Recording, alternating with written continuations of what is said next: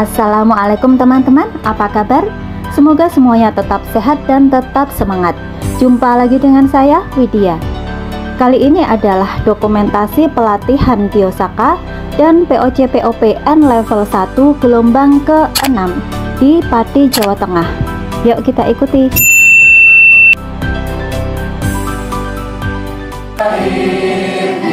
Marilah kita berseru, Indonesia bersatu. Hiduplah tanahku, hiduplah negeriku, bangsaku, rakyatku semuanya.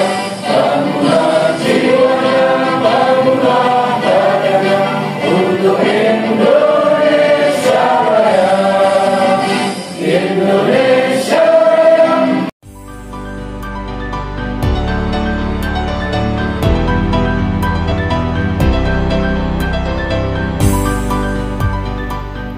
Baiklah teman-teman, kita akan mulai dokumentasi kali ini.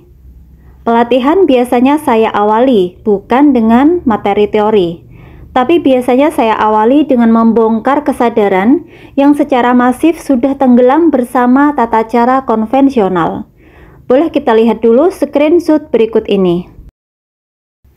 Baiklah, kita baca bersama-sama. Selain itu, sektor pertanian Thailand menghadapi tantangan struktural, termasuk stagnasi produktivitas dan dampak perubahan iklim. Data menunjukkan hasil panen beras Thailand hanya sekitar 2,9 ton per hektar, lebih rendah dibandingkan dengan India sebesar 4,4 ton, Pakistan sebesar 4,0 ton, dan Vietnam sebesar 6,1 ton. Coba kita cek lagi, Thailand hanya sebesar 2,9 ton per hektar, 2,9 ton per hektar. Apakah tinggi ataukah rendah? Ya, tentu saja ini sangat rendah. Dibandingkan dengan di Indonesia, kita bisa 6 ton, 7 ton, 8 ton, 9 ton, 10 ton bahkan lebih per hektar. Ini tentu saja gap yang sangat jauh kalau kita sadar. Pertanyaannya adalah, kenapa bisa begitu? Sama-sama menghadapi kondisi cekaman iklim, sama-sama kena dampak perubahan iklim, sama-sama menghadapi tantangan struktural. Lalu kenapa produksi di Indonesia bisa 6 ton, 7 ton, 9 ton, bahkan lebih? Kenapa? Padahal sama-sama menghadapi kondisi cekaman iklim. Kenapa? Adakah yang mau menjawab? Jawabannya adalah karena Indonesia adalah tanah surga, land of harmony. Indonesia seimbang pada setiap komponen alamnya. Apa sajakah itu? Yang pertama, sinar matahari sepanjang tahun. Yang kedua, curah hujan yang cukup. Yang ketiga, mikroba yang berkembang dengan bagus sepanjang waktu. Yang keempat adalah jalur ring fire, jalur gunung berapi, sehingga Indonesia kaya akan mineral. Contoh kasusnya apa nih? Misalkan ya, di negara 4 musim, saat musim salju, apakah matahari bersinar optimal? Tidak kan? Bahkan redup. Nah, ini tentu saja tidak mendukung fotosintesis tanaman. Berbeda dengan di Indonesia, sinar matahari sepanjang tahun, sehingga fotosintesis pun optimal sepanjang tahun pula. Kemudian misalkan lagi, di negara 4 musim, saat musim salju, apakah mikroba bisa berkembang? Tentu saja tidak. Mereka akan stuck, sama sekali tidak ada progres positif. Nah, hal ini pun berbeda dengan di negara kita, Indonesia. Kelembaban yang terjaga sangat mendukung mikroorganisme berkembang biak dengan baik sepanjang tahun. Tidak ada stuck, tidak ada dorman. Berkembang terus lancar jaya. Setiap jengkal tanah di Indonesia berlimpah mikroba. Seperti itu istimewanya. Nah, untuk membongkar kesadaran kita lebih jauh, silakan nanti teman-teman bisa membuka sendiri video saya Land of Harmony seri kedua. Nanti insya Allah di deskripsi akan saya sertakan linknya. Kemudian tentang Biosaka, mari kita belajar bersama seperti apa cara membuatnya. Nah, ini adalah sebuah teknologi pertanian yang terbaru dengan pendekatan fisika kuantum. dengan pendekatan fisika kuantum, sesuatu hal yang baru yang berbeda dari yang pernah kita pelajari sebelumnya. Biasanya kita belajar ilmu organik di pertanian itu dengan pendekatan kimia dan juga dengan pendekatan biologi. Nah, sekarang kita akan belajar dengan pendekatan fisika kuantum. Seperti apakah? Yuk kita ikuti bersama. Nih, rumputnya masih seperti ini. Masih kelihatan utuh. Nah, dia cuma memar saja. Nih, masih kelihatan utuh. Dia cuma memar saja karena kita hanya akan mengambil fitokimia yang ada di tepian daun. Jadi makin tidak hancur bahan, maka akan semakin bagus kualitas biosaka kita. Seperti itu ya. Ini sisa rumputnya, kemudian ini adalah hasil biosakanya. Oke, terima kasih teman-teman. Selamat berkarya membuat biosaka.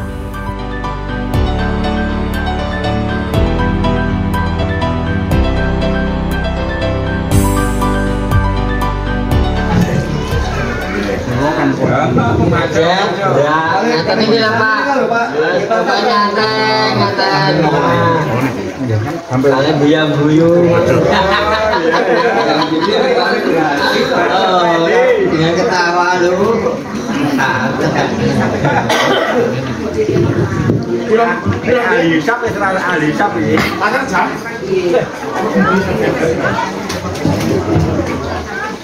Besok kalau di rumah, pilih daun. Dari mana kamu? Banyak. Oh banyak. Karena rumput-rumputnya dikasih ke luar. Minggir lah. Dari yang kosong, hujan pertama kali. Dan kita tidak akan kekurangan pupuk selamanya kalau sudah begini Pak. Gak usah mikir pupuk kimia lagi wes. Ini sampun penuh Pak. Kami suka ngambang, sakit ditindahin nopo tak nopo seperti. Lagi ditutup boleh nggak? Boleh, bebas. Bebas. Kalau ditutup, nek ditutup ambune niku wangi. Terus ini setelah mau panen supaya POC-nya ini lebih berkualitas, ditambah ini larutan ini Mbak. Ditambah dengan larutan ini, tapi nanti ditambah dulu ke larutan yang di galon ada Pak. Tulisannya larutan N level 1. Larutan N level 1. Nah, bawa ke sini. Iya, bawa ke sini. Ini ada tulisannya. Nah, ini larutan N level 1. Jadi ini perbanyakan ya. Ini di sini dicampur ke sini ya. Nanti jenengan kan dapat segini, dicampur ke sini dulu. Jadi nanti di rumah itu dapat 15 liter. Nah, ini diambil segini kan berapa Pak? Segini kan 25 ya. Berarti segini ya 25 cukup lah. Cukup. Nanti baunya untuk mengurangi bau. Nanti bilang dengan ini N level 1. Okay. Biasanya baunya karu-karuan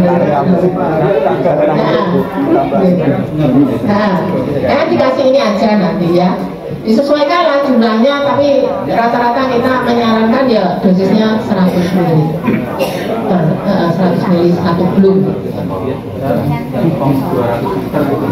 Nggak apa-apa 100 ml dicampur dulu ke air ember gitu ya, baru dengan sok gitu, dan baunya nanti langsung hilang. Mbak Win, udah tadi ini kita saring, ambil airnya. Kalau kan satu tangki kita kasih 1 liter.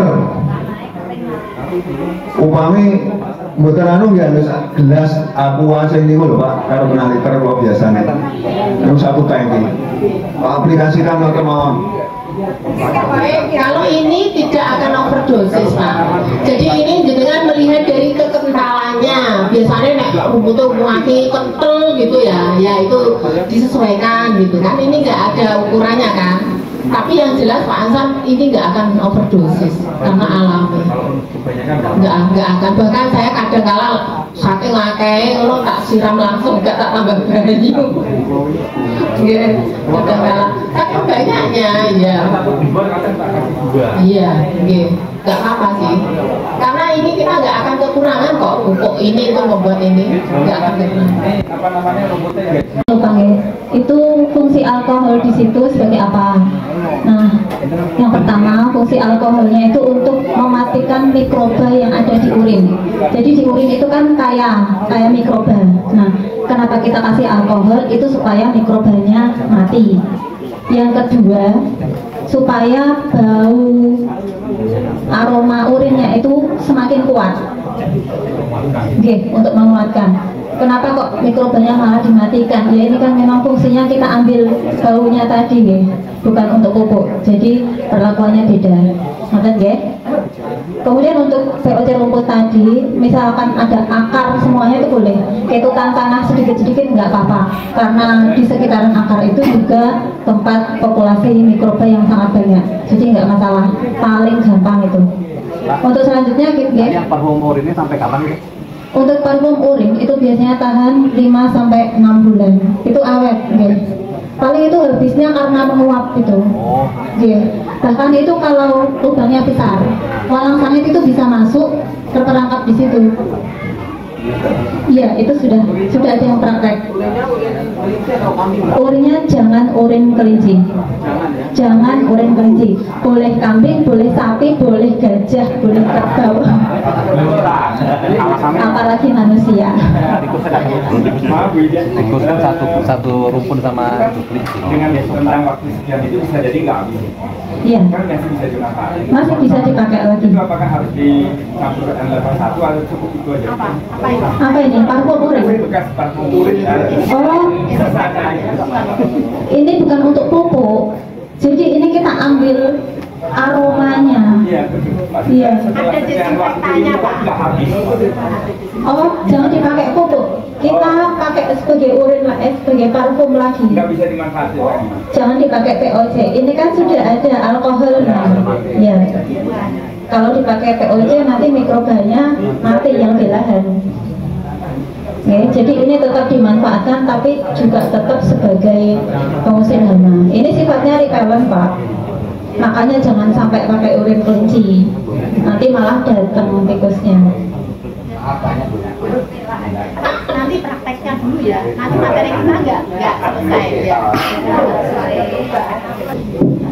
Untuk selanjutnya kita akan praktek biosaka mengkudu sebagai pengusir tikus. Kemudian juga biosaka MKP, yaitu biosaka air kelapa untuk fase generatif. Ini mengkudu Mbak. Pak Edi, monggo Pak Edi atau Mas Nawir sembarang. Ayo Pak Edi, Mas Nawir.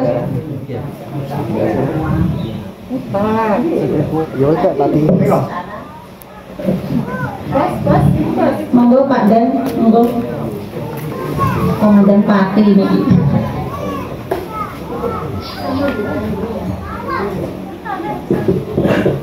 Kayak jenengan yang biasa KMKP ya, saya yang mengkudu. Senengannya ngomong apa? Bisa rokok. Baca besar ya rokok baik.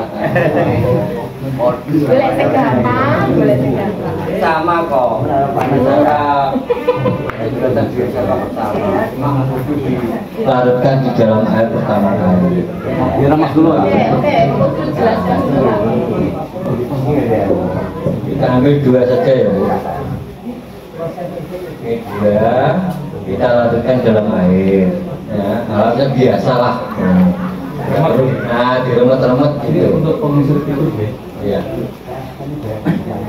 Remet gitu saja. Nah, biasa untuk pengusir tikus.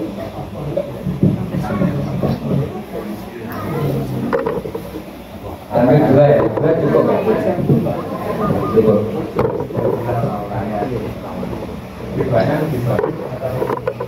Ya usah bertanya Pak. Kalau sudah cukup sudah. Sebenarnya bisa beli Pak. Iya, kalau sudah cukup sudah kan gitu.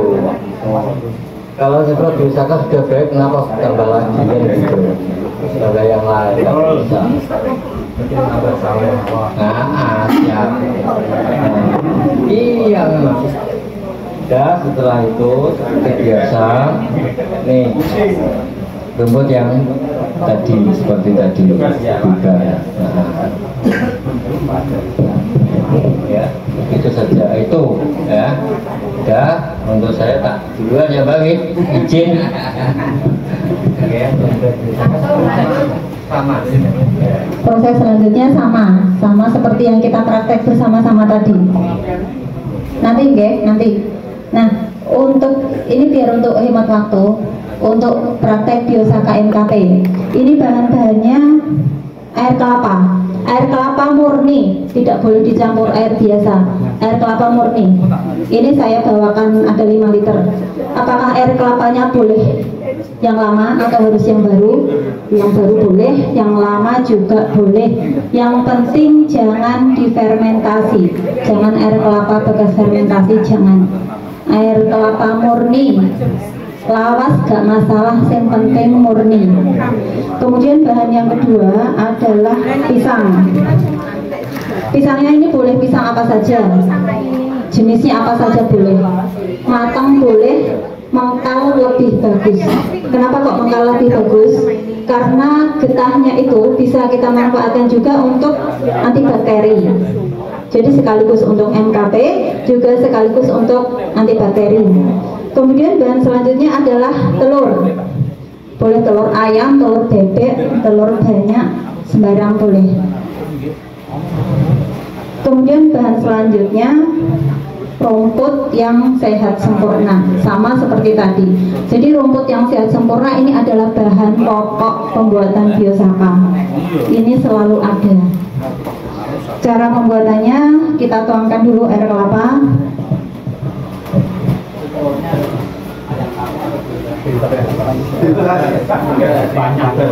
Bebas Pak. Yang penting bukan telur.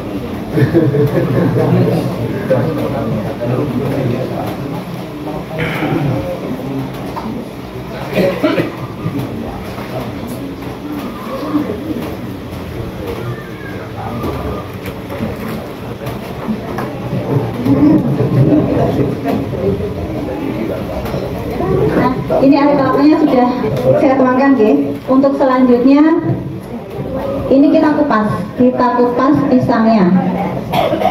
Kulitnya kita letakkan bareng sama rumput, taruh bareng sama rumput. Kemudian ini kita remet dulu, pisangnya dulu. Kita masukkan air, diremet-remet, dilumatkan, terus diputar ke kiri. Diputar ke kiri, sama seperti kita melumatkan mengkudu tadi, sama persis. Diputar ke kiri sekiranya sampai merata.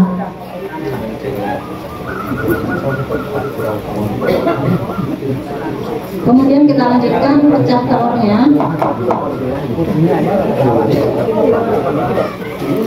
Dalamnya saja ya, kulitnya nggak usah. Putihnya dan kuningnya semua masuk. Putihnya dan kuningnya semua masuk. Kulitnya nggak usah. Kita remat-remat, terus kita putar ke kiri. Kita ratakan dulu. Jadi air kelapa, pisang, kemudian telur, kita ratakan dulu. Putarnya ke kiri, tetap ke kiri. Kelapanya apa? Artinya banyaknya itu lah. Oh, banyaknya bebas. Yang penting rumputnya nanti tenggelam. Mau 5 liter, mau 10 liter, mau 15 liter. Rumputnya ya bebas ya. Rumputnya nanti airnya itu 20 liter. Nah, rumputnya apa lebih banyak? Enggak. Rumputnya tetap 1 genggam. Tetap 1 genggam. Masalah air itu tergantung jumlah. Kalau temperaturannya tinggi, 1 genggam tadi itu bisa untuk 15 sampai 20 liter air. Nah, tapi kalau yang latihan itulah cukup 5 liter atau berapa. Kalau jam seperti Mbak Wit itu 20 liter biasa, 1 genggam rumput. Lalu coba sih ngomong. Sedangane gak sai terus. Gak apa-apa wis.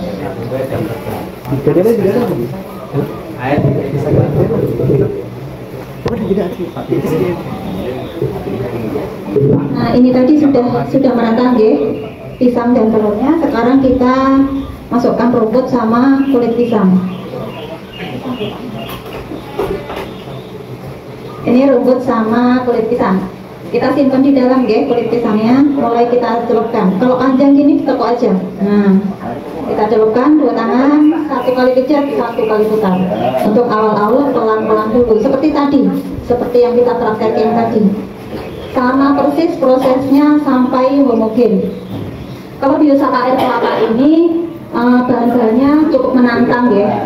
Air kelapa itu mudah terfermentasi, kemudian pisang juga mudah terfermentasi, kemudian telur juga gampang terfermentasi.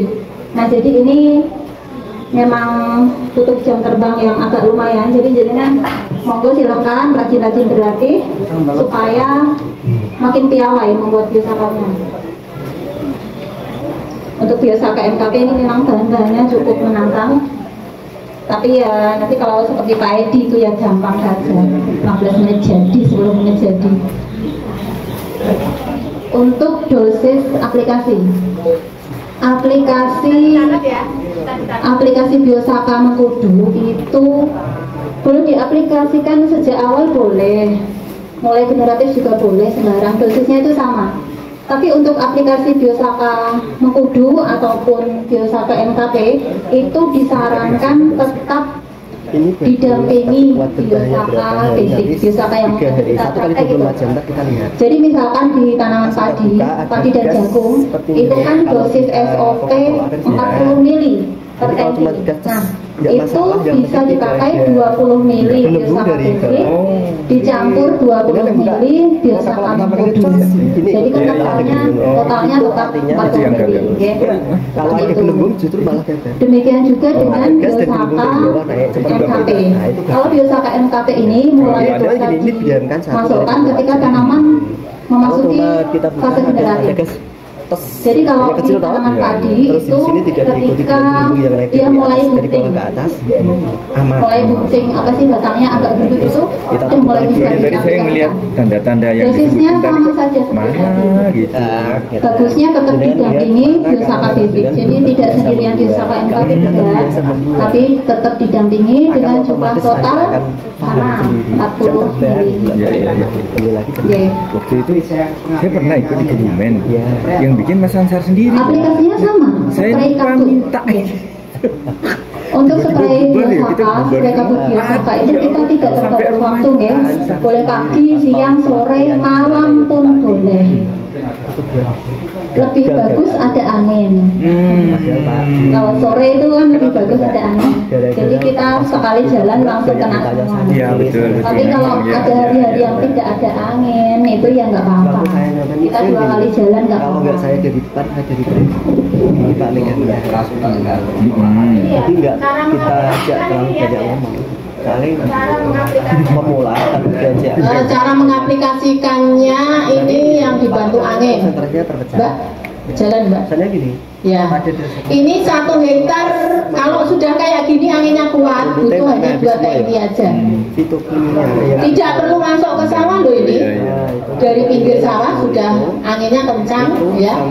Makanya tadi bilang mikirnya jangan mikir POC. Kalau biosaka hanya kita menularkan sinyalnya aja, gelombangnya aja gitu loh.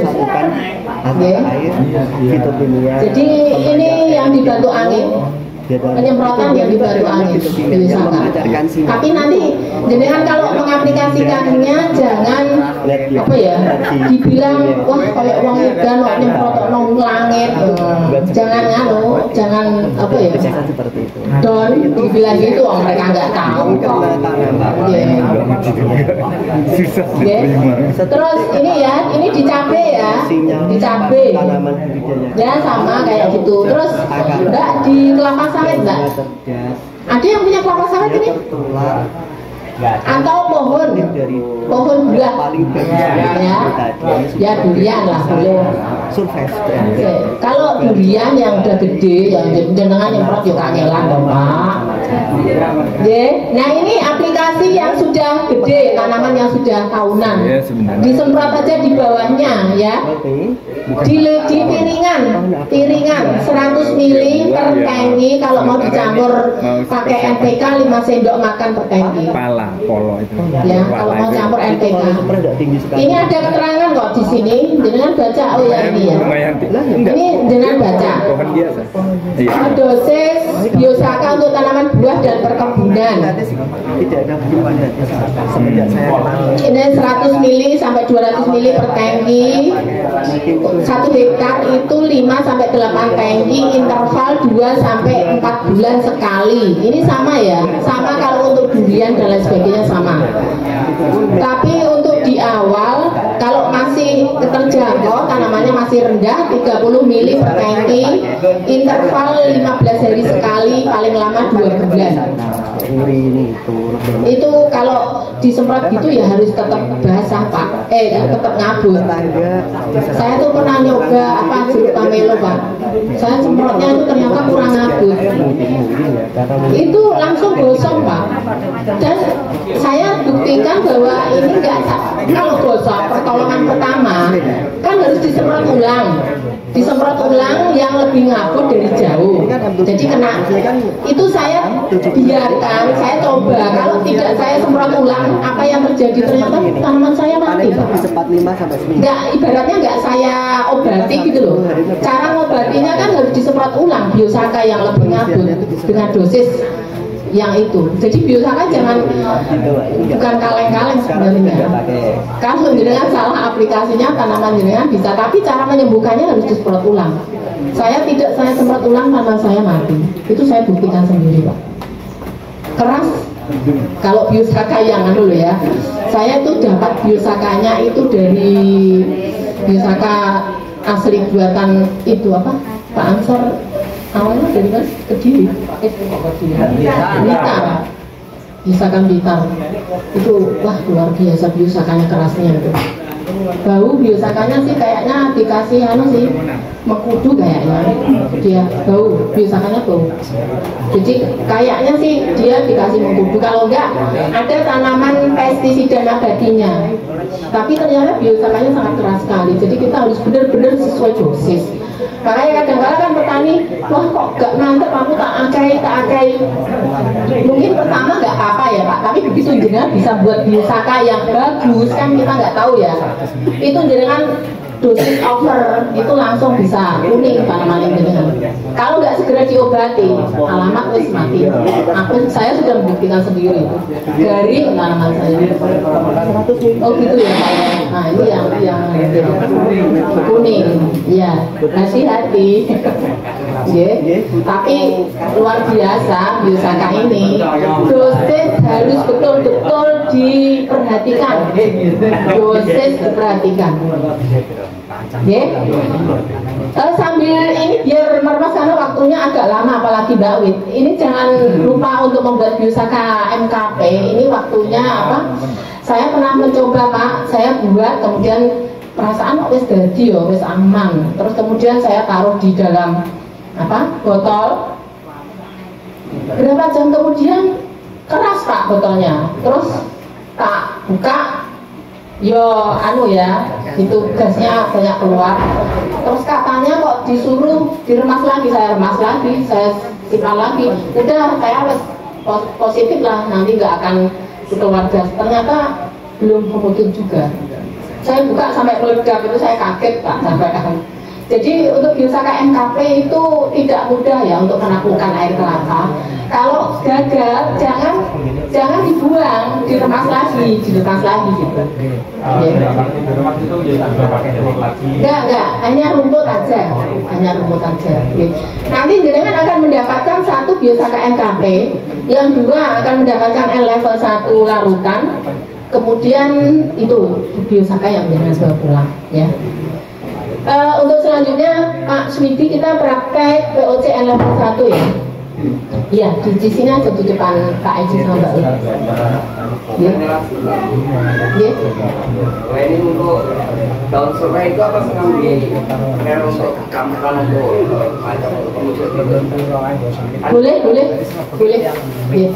Ya di rumah saja gitu. Kalau jenengan mau, oh ya ini cara membuat apa ya?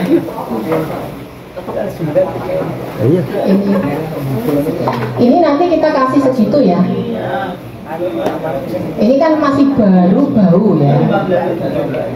Ini ya. Nah, ini sudah dibuang dulu. Ini kita tunggu ya. Kita tunggu berapa menit? Purin nih.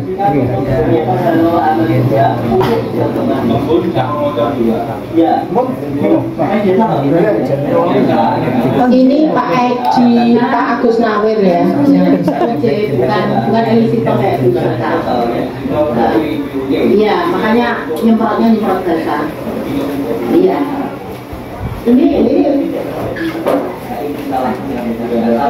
Ini baunya sudah hilang ya? Sudah hilang apa belum? Sudah hilang.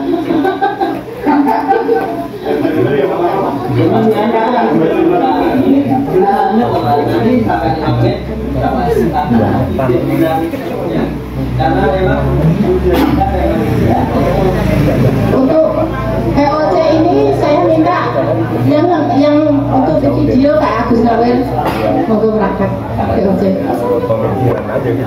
Monggo Pak Agus Nawir. Langsung disemprotnya.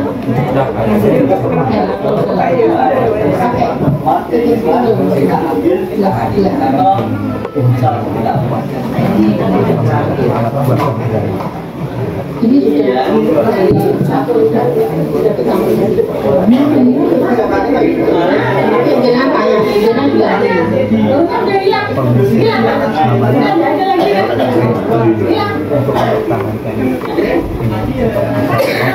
ya, ini yang di video kita praktekkan ya. Sebentar, jangan diingat dulu ya. Jadi kita akan membuat POC. POC ini apa? Purin kambing dalam waktu 5 menit mungkin ya, 5 menit. Kalau biasanya dengan fermentasi berapa? 21 hari ya. Ini kita dalam waktu 5 menit saja. Jadi nanti dengan dapat ini dimasukkan dulu dalam 1 galon. Dari galon ini diambil sekitar 100 ml kakeknya nih saja nih. Tapi urus lah, nggak apa-apa. Ya, terus nggak apa-apa ini semuanya aku ya. Saya minta ada relawan ya, relawan yang datang ke sini untuk membaui, jangan mencium bau ya, yang lain cicip dibaui dulu. Ke bawah ya, dari situ ya, ke bawah sudah bau. Oke ya, ini dimasukkan ke sini semua. Nanti dapat ini dimasukkan ke sini, baru ini diambil 100 ml. Tapi ini dibeli akhirnya. Oke. Ya, sekarang udah ya, tadi yang membaui 2 orang, 3 orang, 4 orang, langsung dimasukkan.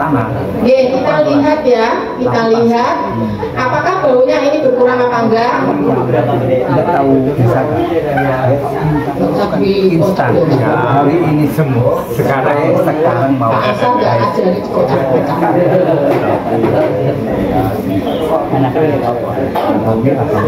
ini biasanya 1-2 menit masih hilang baunya.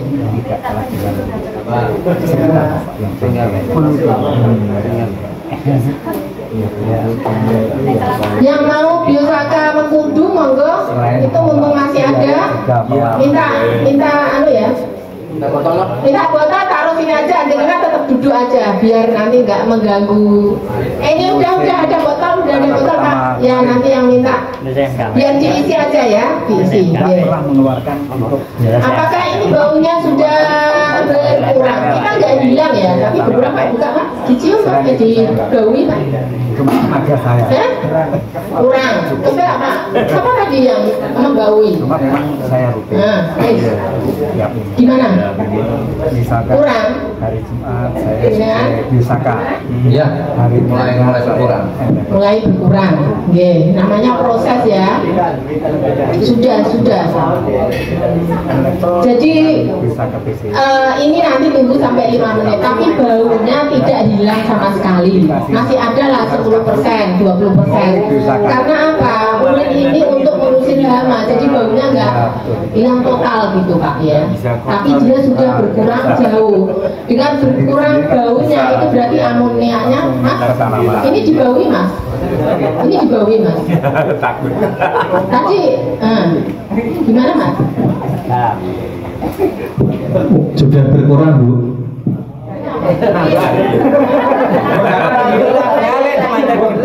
Nah, cuman gitu aja buahnya. Mudah apa mudah? Mudah banget. Mudah banget. Asal ada larutan yang level 1 ya. Jadi Sleman. larutannya Saya ya kalau ini kan bisa mengembangkan di sekitarnya untuk berbiosaka, nanti mengundang Pak Ansar aja. Nanti Pak Ansar yang akan membawa level 1 yang original. Kalau ini kan kita kasih yang larutan. dari Magelang kan. Ya, karena jenengan jadi lulus dari pelatihan ini berarti jenengan sudah menjadi relawan. Kewajiban jenengan mengembangkan ini di lingkungan masing-masing. Kalau berhasil panggil Pak Ansar, nanti akan dibawakan level 1 yang murni, yang original. Ya, itu ya. Gimana Pak? Adik keponakan. Udah? Udah. Oke. J.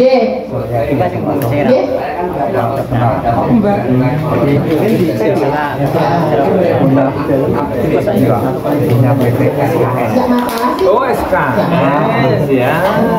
Iya Suryo. Jadi itu memang gimana? Monggo. Biosaka MKW nanti dapat semua ya. Ini nggak usah diminta yang ini Mbak Win. Sudah disiapkan Mbak Win. Sudah disiapin. Ini kalau yang mengkudu itu ditulis Pak mengkudu gitu loh. Jadi nanti biar nggak keliru dengan yang itu ya.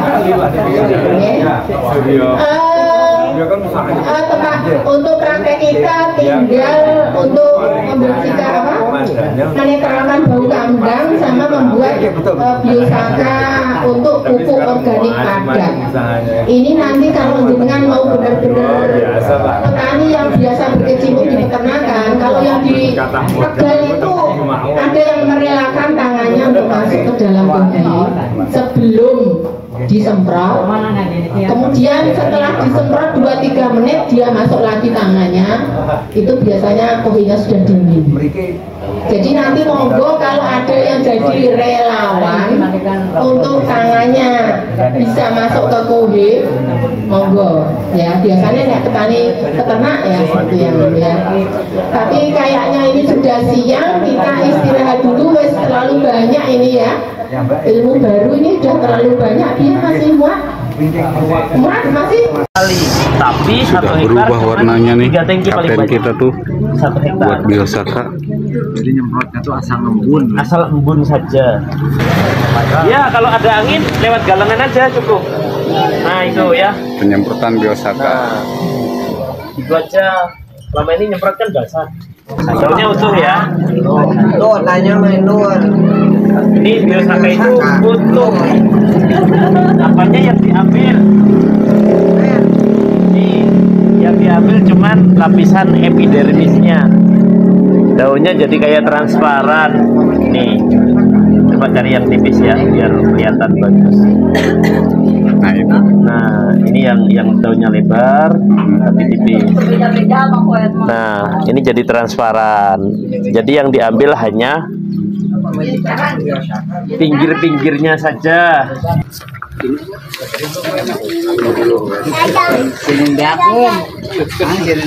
Ini udah. Tuh hiji hiji sebenarnya mah teh cuman kalau resan ya kalau resan ngerempet. Oke, terus boleh dikasih telur, jangan 4, 1 aja, tapi ngancurkannya juga di dalam. Dengan yang putih kuningnya. Iya semua.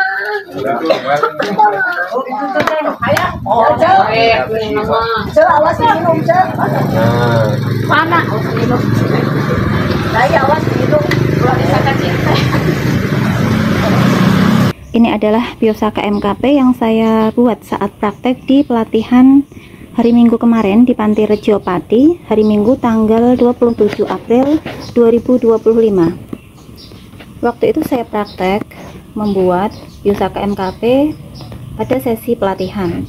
Nah, ketika itu ombaknya baru mulai kelihatan berminyak, Tapi karena waktunya terbatas, maka saya hentikan dan langsung saya masukkan ke dalam galon kecil ini tanpa melalui proses penyaringan. Waktu itu saya pikir, nggak apa-apa, nanti saya lanjutkan lagi untuk memijatnya di rumah. Tapi setelah sampai di rumah, dan ini sudah hari apa ini, hari Rabu, dan ini Biosaka MKP-nya ternyata aman, tidak keluar gas sama sekali. Kita cek ya, nih. Ini aman sekali ini botolnya sama sekali tidak keras, dipencet-pencet begini mudah sekali peyoknya. Ternyata yang saya pikir belum jadi, ternyata sudah jadi, padahal ombaknya itu baru mulai kelihatan berminyak saat itu. Alhamdulillah ternyata jadi.